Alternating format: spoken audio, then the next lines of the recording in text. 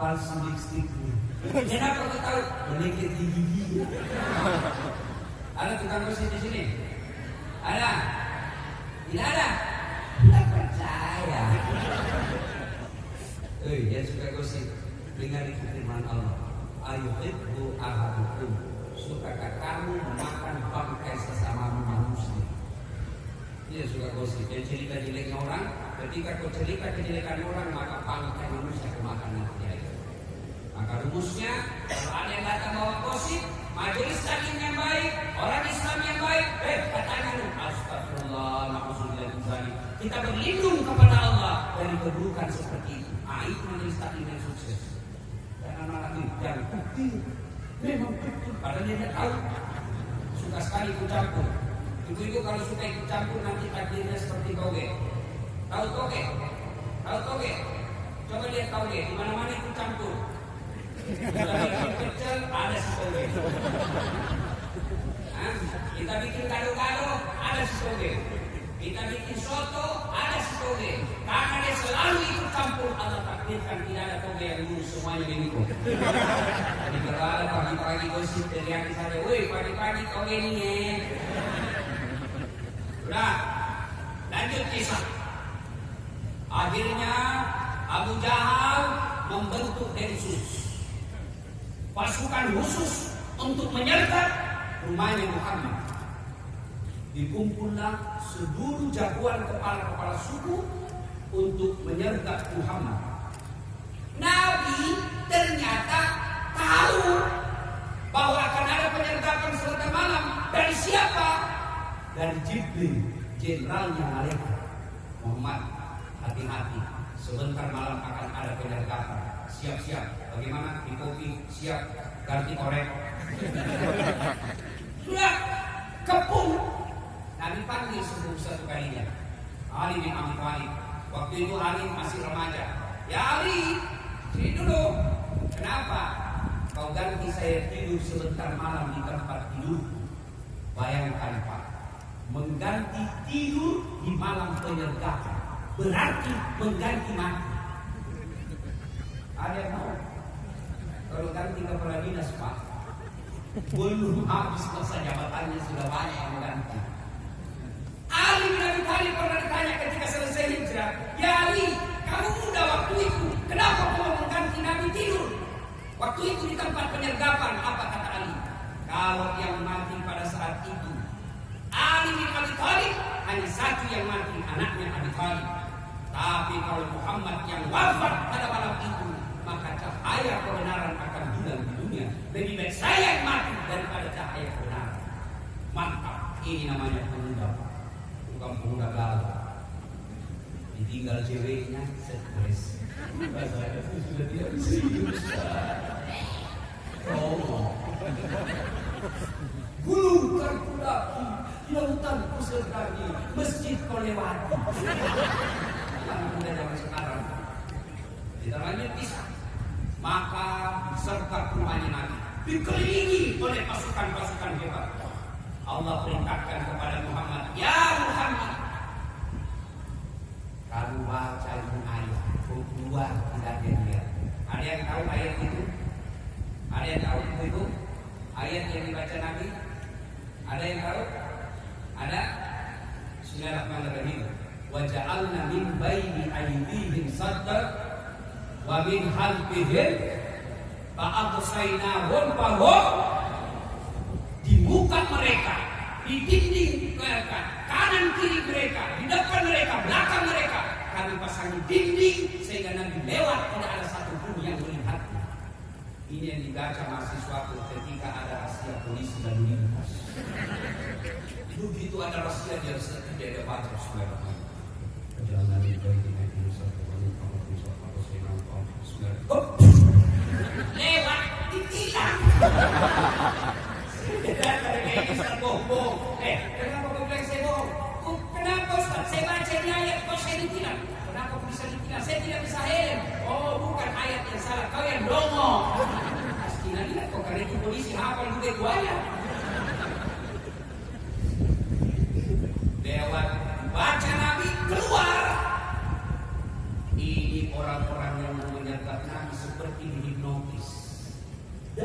jadi sadar melihat Nabi dan melihat. Begitu Nabi sudah jalan bersama Abu Bakar Siddiq, baru mereka sadar. Digebrak, masuk ke rumah Nabi, dirusak pintunya. Nabi disergap, dari tempat tidurnya.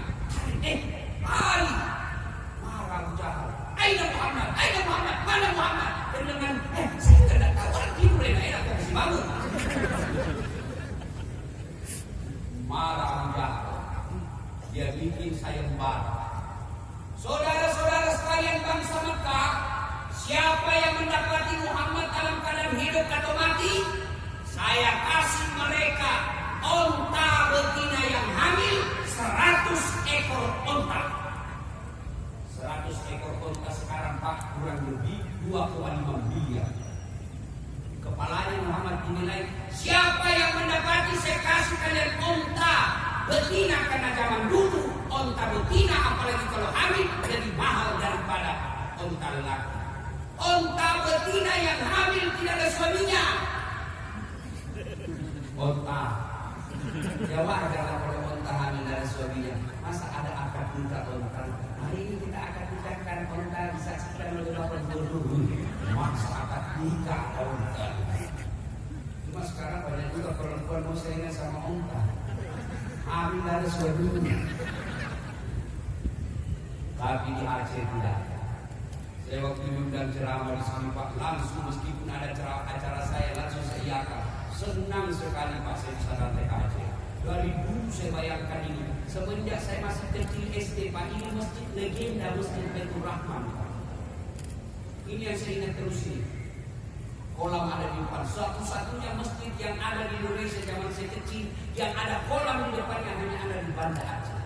Ini kebanggaan orang Aceh. Masjid Baitur Rahman. Alhamdulillah, cantik bertembus.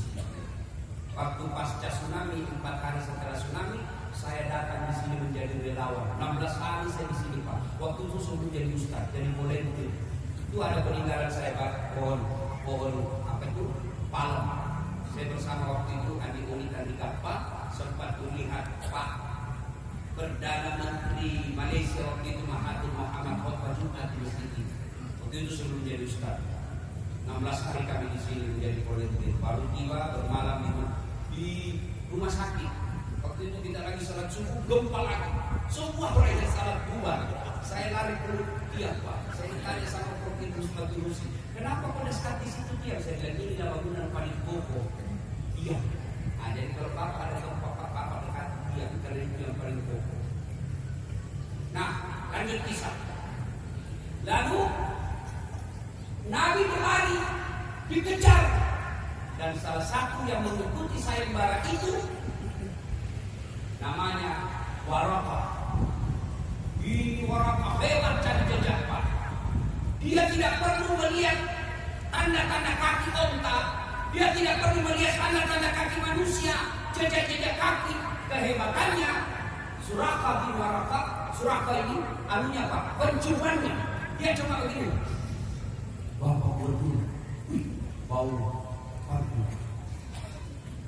dasar lagi, bau sona. Dia bisa tahu itu Pak. Dari penciumannya saja. Waraqah bin Nawfal, dia kejar Pak, kejar. Dapat. Subhanallah, didapatinya. Suraqah lalu berkata, dia dekati, tapi terjadi keajaiban. Apa yang terjadi? Udara setinggi. Angkat kaki seperti kuda berlari, jatuh. Dia naik lagi ke kudanya, jatuh lagi. Naik ketiga kalinya, jatuh lagi. Lalu Suraqah berkata, Pak, bukan orang sembarang, pasti orang dilindungi.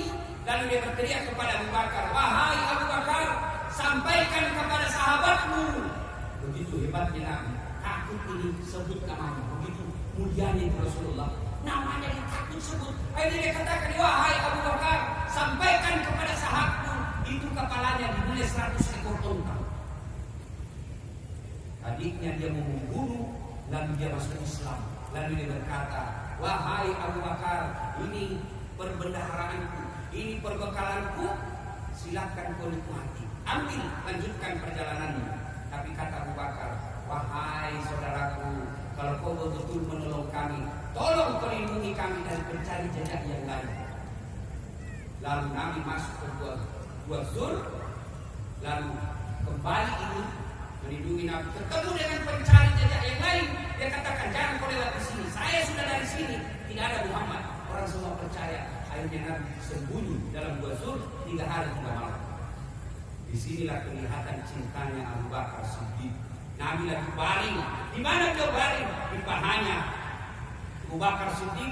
Nabi tidur pulas. Begitu pulasnya, kedengaran napasnya Nabi keluar dari hidungnya. Bukan keluar dari mulut. Kalau mulut keluar dari mulut namanya ngorok. Itu ngorok. Nabi keluar kedengaran dari hidungnya.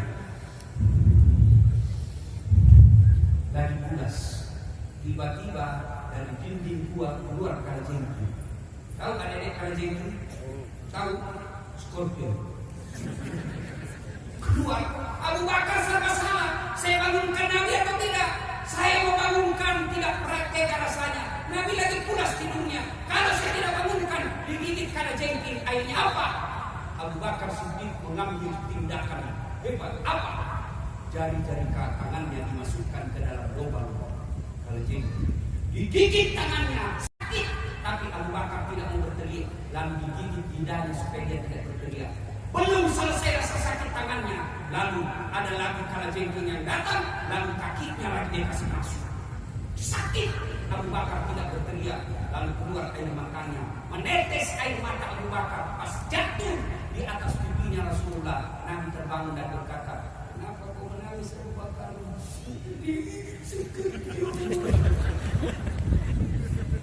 Nabi berkata, kenapa kau tidak bangunkan saya? Saya tidak tega ya Rasulullah. Cintanya Abu Bakar Siddiq.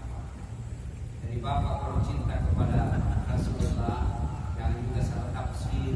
Pergi cari scorpion, pergi cari kalajengking. Demi cintaku kepada Rasulullah, ya Rasulullah, saksikan aku cinta kepadamu. Dia kasih masuk ke lubang kalajengking. Air melembeh namanya. 3 hari 3 malam Nabi menunggu. Setelah selamat, tidak ada lagi dianggap aman, maka Rasulullah melanjutkan perjalanannya sampailah ke Madinah. Disambut oleh sahabat dengan lagu Al-Badru alaina min saniyatil wada. Inilah sehingga dari dasar inilah sehingga ada agama yang menghalalkan lagu. Selama lagu-lagunya lagu-lagu dakwah, boleh. Ibu-ibu boleh lagu-lagu nyanyi. Zaman saya kecil, lagunya itu saya lagu-lagu dakwah. Dari lagu itu saya kenal sejarah Nabi. Saya ingat waktu kecil, ibu saya lagi menyanyi cuci piring sambil nyanyi. Pada zaman dahulu kala, pada zaman jahiliyah. Kenapa mak jangan jadi dia? Lanjut lagi lagunya. Lahirlah seorang Rasul yang terakhir dan mulia. Saya tanya, siapa namanya yang terakhir mak? Lanjut lagi. Nabi Muhammad namanya. Siapa namanya mak? Siti Aminah ibunya. Bapaknya siapa? Abdullah nama ayahnya. Di mana tinggal? Di Melago atau Lukna? Di Madinah tempat tinggalnya. Terus kenapa lagi mak? Setelah dewasa diangkat menjadi Rasul. Siapa yang angkat mak? Pak Gubernur atau Wali Nangro? Oleh Allah yang kuasa. Allah itu siapa mak? Pencipta alam semesta. Nah, apalagi penyebab orang malas berjamaah ke masjid. Yang ketiga, dia tidak lihat pahalanya. Andai saja Pak Gubernur dia umumkan siapa yang datang berjamaah sholat di Baitur Rahman, maka diberikan pulsa 100.000. Saya yakin sholat subuh jam 5, jam 4 sudah penuh masjid. Karena dilihat pahala. Yang keempat, penyebab orang datang berjamaah malas. Kenapa? Karena manajemen masjid tidak bagus. Ada masjid saya bikin di Makassar, Pak, kecil, nyaman, Pak. Karpetnya tiap tahun saya ganti. Bekasnya kita cari mesti lembar di bawah. Muatsinnya saya bikin lomba azan. Yang menang kita tugaskan digaji layaknya pegawai negeri. 5 kali kuliah sehari semalam. Azannya bagus. Imamnya penghafal Quran yang kita bikinkan kamar dan kita kasih motor sebagai kendaraan dinasnya. Mahasiswa yang bagus suaranya. Penceramanya belum ceramah kita sudah kasih judul dan resume ayat-ayat yang dia sampaikan serta honornya diberi sebelum dia khutbah. Dikirim Pak sebelum dia ceramah sudah kasih honor. Apalagi imamnya penghafal Quran, mic-nya enak didengar. Maka orang Betah datang ke masjid dan celengan selalu penuh. Kenapa? Mereka sadar celengan ini saya nikmati berjamaah. Ini gimana orang ke masjid Pak? Yang azan orang tua sudah pensiun, giginya tinggal 4. Ayat, dia dengar begitu kan dia lagi. Bagaimana nak udah ke masjid? Apalagi karpetnya sudah 8 kali lebaran tidak pernah diganti. Begitu kita sujud teksnya tidak dapat. Kadang-kala kempalan sembuh. Penceramanya dari salam pertama sampai terakhir neraka terus dia cerita. Kau bakal dibanting, dilipat, ditusuk matamu, ditusuk pantat keluar di leher. Dia bilang anak muda, jangan tidur sekali kita takut ditusuk. Neraka aku cerita. Dapat lagi sound system. Begitu kita takbir Allahu Akbar langsung story. Kita mau perbaiki sudah takbir harus sudah tahan sampai salam. Dapat lagi imam imam yang ganti-ganti sunnah Nabi. Ada juga imam begitu. Kata Nabi, kalau kau jadi imam ringkaskan bacaan sholatmu. Itu kata Nabi. Kalau imam ringkaskan bacaan sholatmu. Ini baru imam Pak, kalau mulai takbir sudah apa?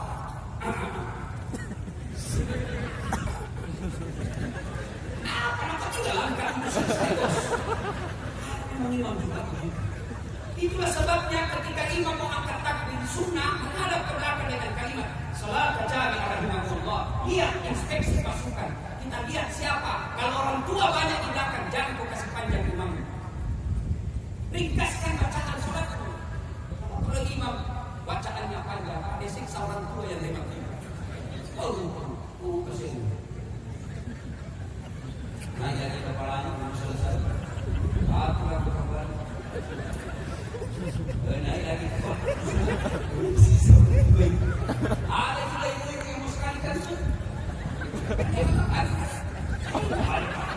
Ada juga anak muda yang lupa kunci mobilnya, kunci motornya. Bayangkan kalau anak muda rakaat pertama baru dia sadar sudah takut. Wah, kunci motor ketinggalan. Melempar di motor pasti menderita sholat.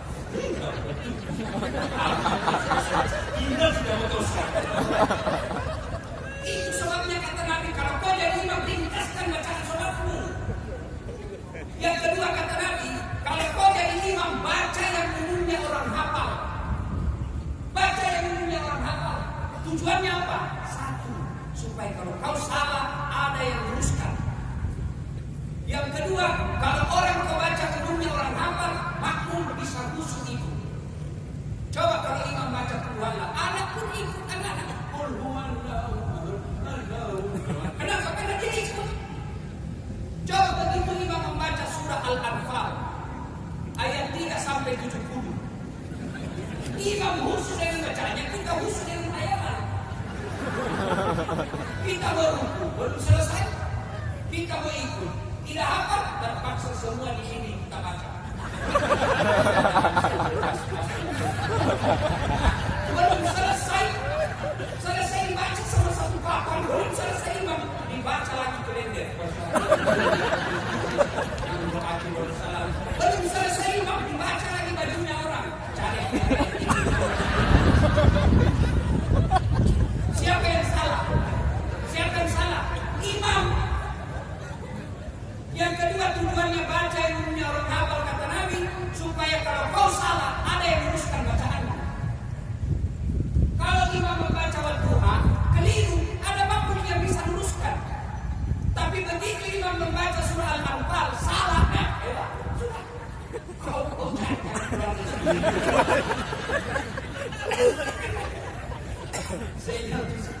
Pak. Ini bisa nyata.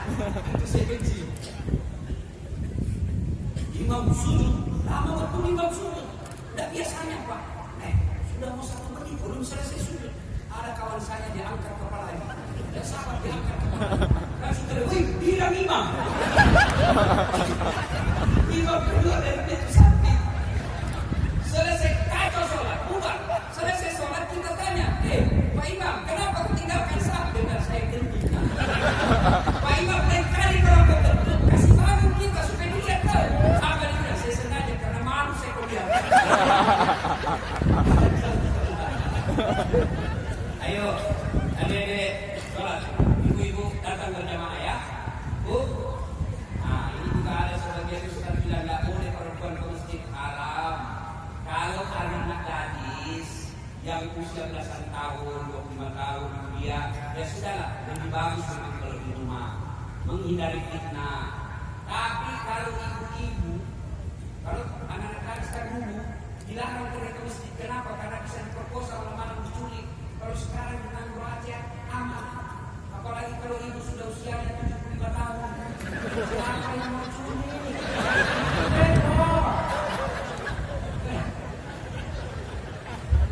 Ya datang salat jamaah. Bapak ibu saudara-saudara sekalian, luar biasa. Hidupkan salat jamaah. Ya, kita datang. Kalau saya menjadi gubernur atau wali kota, maka saya akan cari siapa anggotaku, bawahanku, stafku yang rajin berjamaah, maka dia saya akan percaya. Kalau apalagi kalau dia tidak sholat, Pak, jangan percaya kalau ada saat tidak sholat. Meskipun dia sholat siap, tapi kalau tidak sholat jangan percaya. Tuhannya saja dia Ibu bapak saudara-saudara sekalian.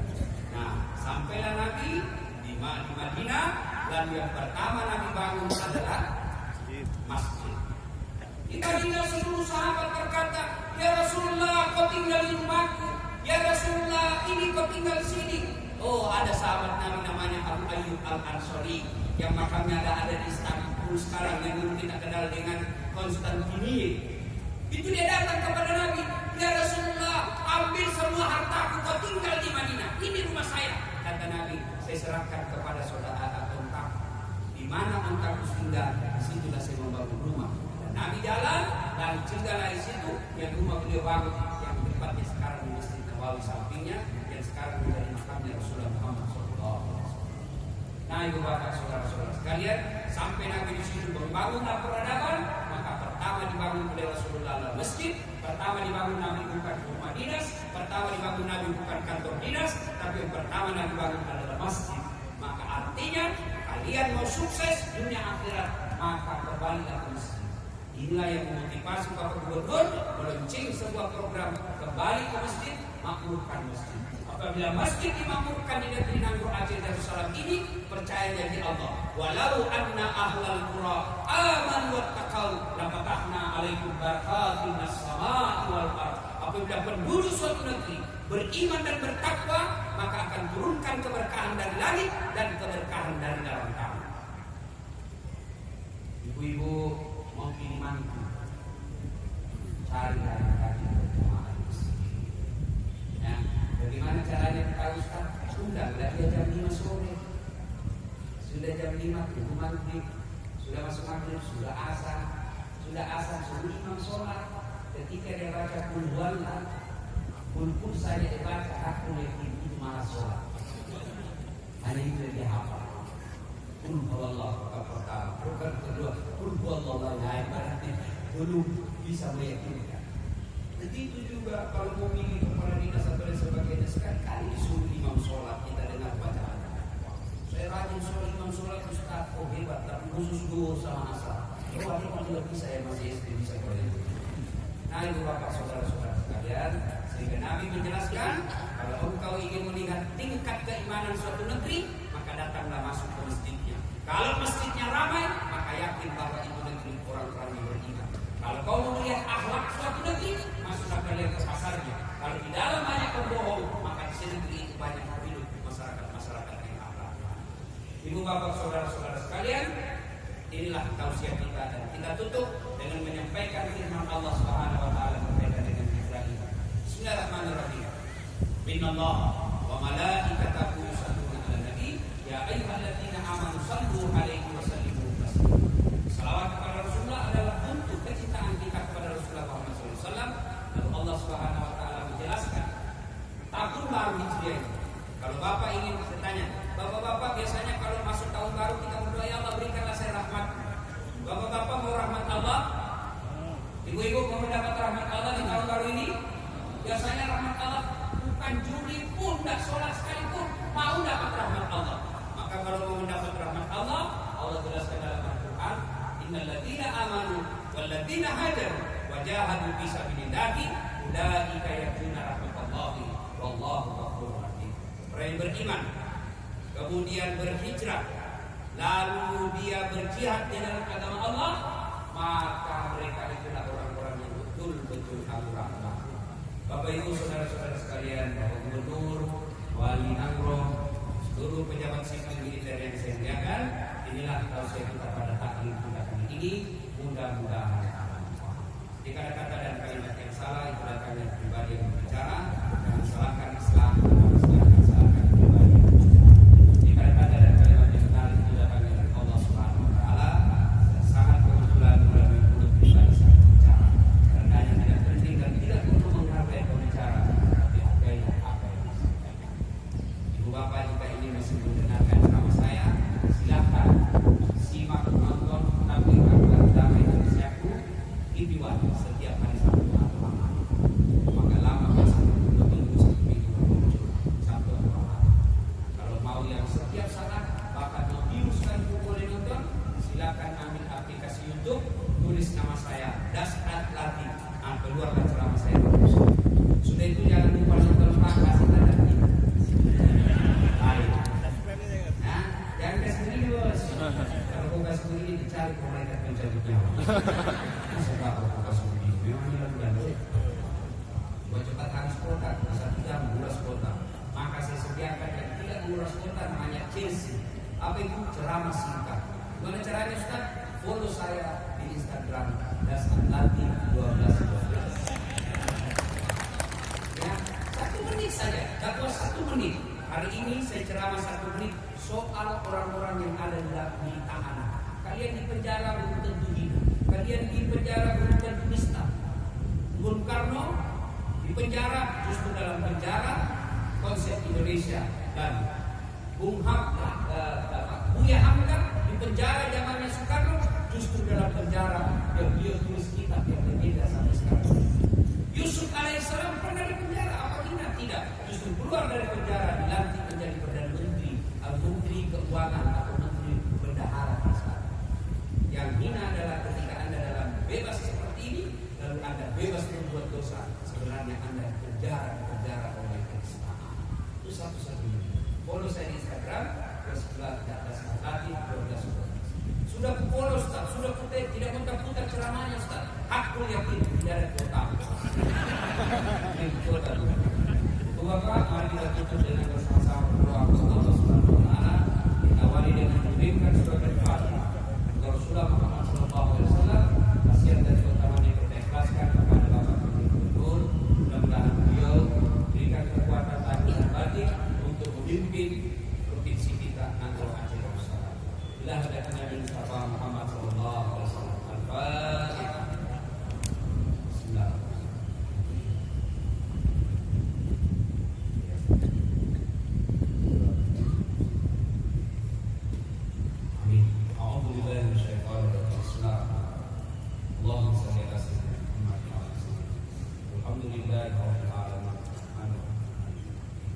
إياك نعبد وإياك نستعين اللهم اغفر للمؤمنين والمؤمنات والمسلمين والمسلمات الأحياء منهم والأموات إنك سميع قريب مجيب الدعوات اللهم إنا نسألك سلامة في الدين سلامة في الدنيا والآخرة وعافية في الجسد وزيادة في القلب وبركة في الرزق وتوبة قبل الموت ورحمة عند الموت ومغفرة اللهم عون علينا في سكرات الموت ونجاة من النار والعفو Ya Allah, saatnya Maha membalas.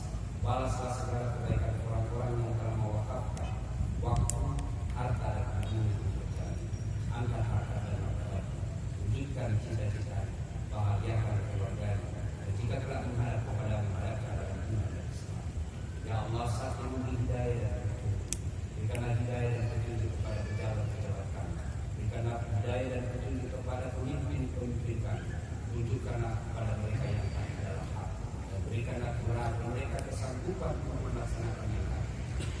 Tunjukkanlah kepada mereka yang batin adalah batin.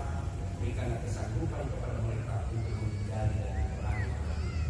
Rabbana la tuzigh qulubana ba'da idh hadaytana wa hab lana min ladunka rahmah innaka antal wahhab. Rabbana atina fid dunya hasanah wa fil akhirati hasanah wa qina adzabannar. Subhana rabbika rabbil izzati amma yasifun. Salamun alal mursalin walhamdulillahi rabbil alamin. Terima kasih, lebih dan kurangnya mohon dimaafkan. Nun wal kalami masrun billahi fi sabilillah. Assalamualaikum warahmatullahi wabarakatuh.